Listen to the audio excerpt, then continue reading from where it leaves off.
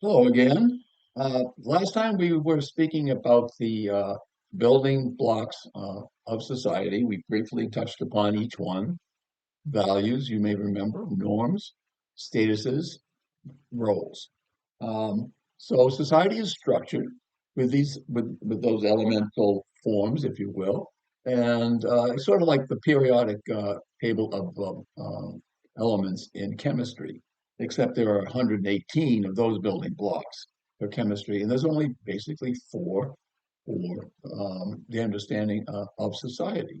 So sociologists use these four major building blocks. So it's worthwhile going over each one in a little bit more detail.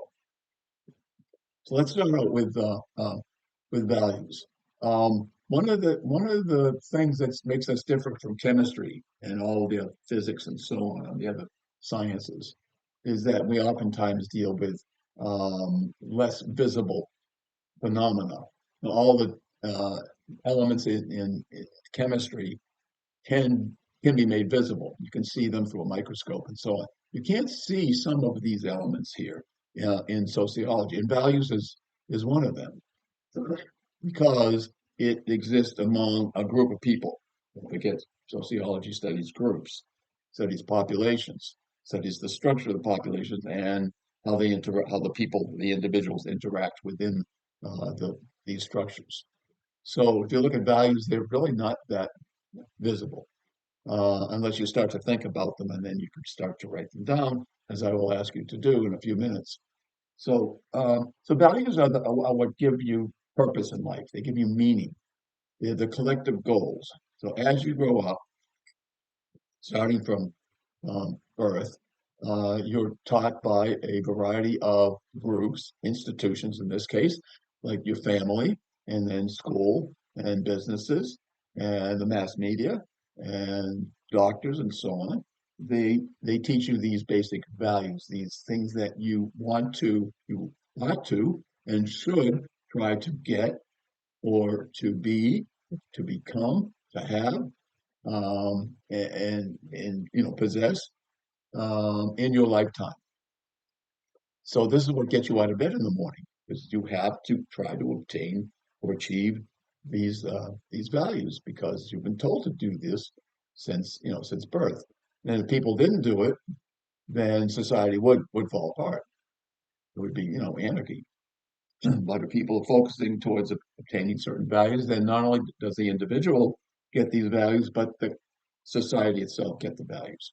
So values could be both material, such as money and income and a good job, education, and it can also be immaterial, less material, like close personal relationships, happy marriage, and happiness itself is a value.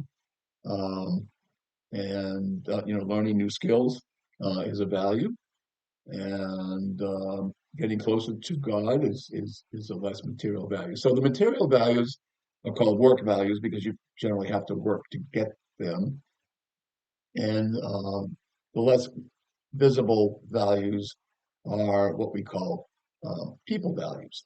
These are the things that have you try to get you to have closer relationships and better understandings of your fellow human being.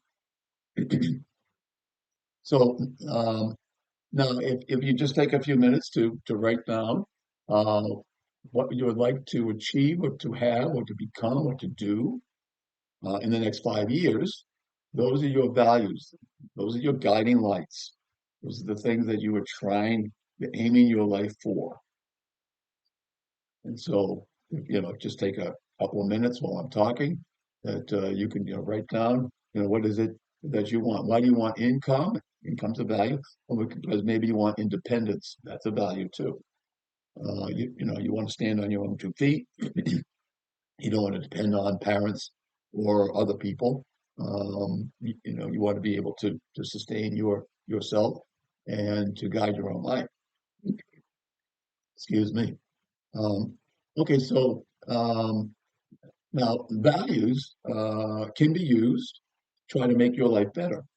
And I told you at the beginning of the class, the purpose of my sociology classes is to apply these concepts like values to help you in your own life, to improve your life, and maybe to actually accomplish some of these values that you would like to achieve. So now, because you're young, most of you are young, and most of my students are young, well, 18 to 22 or something like that. Some people a little younger for in high school, some people a little older, already working and have families. But generally, you're in the 18 to 25-year-old age group. As a result, you're told to want to achieve some values, your goals, and what have you your goals if you look at them as you have written them down, you'll notice that they're way up here. Like, oh yeah, I want a bachelor's degree, but I'm a freshman right now. I want to have a good home. Yeah, but I live with my parents right now. So this gap between where you are and where you want to be is a source of unhappiness in the world.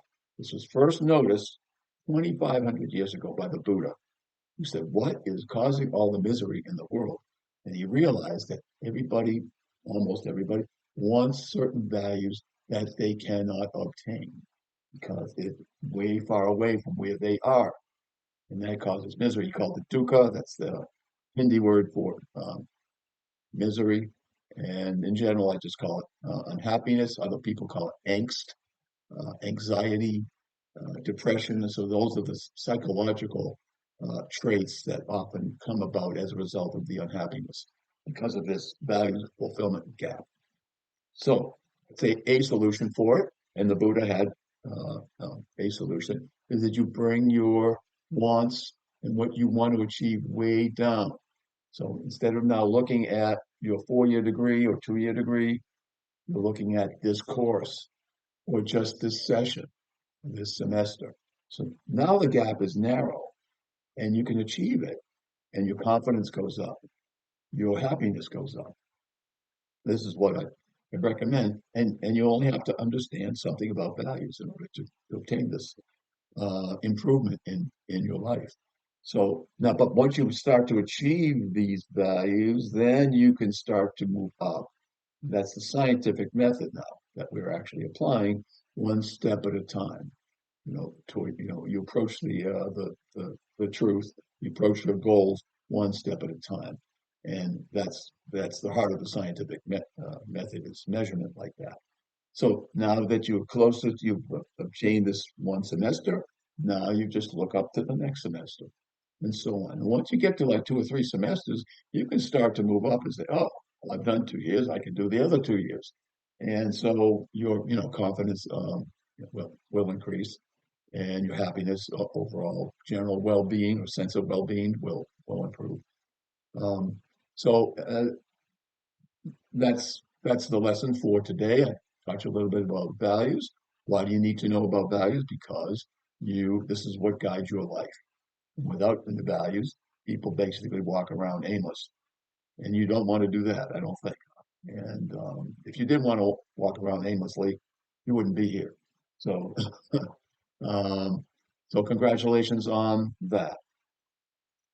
The other thing that you might want to think about as you move up is to reward yourself. And give yourself a pat on the back. Maybe somebody else won't, but if you have achieved something, you finished a book, finished a test, finished this class, give yourself a pat on the back, for heaven's sakes. Don't wait for others to give that to you. You have to be self-rewarding.